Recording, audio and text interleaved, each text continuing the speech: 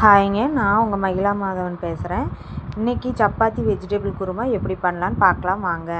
அதுக்கு காலிஃப்ளவர், உருளைக்கிழங்கு, குடமிளகா, அரைக்கிறதுக்கு தேங்காய், முந்திரி, ஒரு தக்காளிங்க.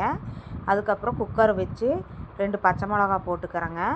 அதுக்கப்புறம் வெங்காயம் போட்டு வதக்கிக்கலாங்க நல்லா. இது ரொம்ப டேஸ்ட்டாக இருக்குங்க. இப்போ நான் தக்காளி போட்டு வதக்கிக்கிறேங்க. இது சப்பாத்தி, பூரி, தோசை, இட்லி எல்லாத்துக்குமே செம டேஸ்ட்டாக இருக்குங்க. இதுக்கு 1 ஸ்பூன் நான் இஞ்சி பூண்டு பேஸ்ட்டு போட்டுக்கிறேங்க. அப்புறம் 1½ ஸ்பூன் மல்லித்தூள் போட்டுக்கிறேங்க. அப்புறம் நான் மிளகாத்தூள் 1/2 டீஸ்பூன் போட்டுக்கிறேன். அப்புறம் கரம் மசாலா தூள் 1/2 டீஸ்பூன் போட்டுக்கிறேன். இது நீங்களும் ட்ரை பண்ணி பாருங்கள், சூப்பராக இருக்கும்.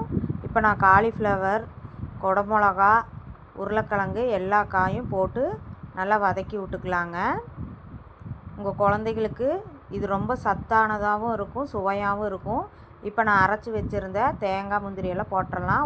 தேவையான அளவு உப்பு போட்டு மூடி வச்சு 3 விசில் விட்டு திறந்து பார்க்கலாங்க. இப்போ பாருங்கள், குருமா சூப்பராக நமக்கு ரெடி ஆகிடுச்சு. இது நல்ல டேஸ்ட்டாக இருக்குங்க. உங்களுக்கு என்னோடய வீடியோ பிடிச்சிருந்ததுன்னா சப்ஸ்கிரைப் பண்ணுங்கள், பெல் ஐக்கானை கிளிக் பண்ணுங்கள், லைக் பண்ணுங்கள், ஷேர் பண்ணுங்கள். பாய்.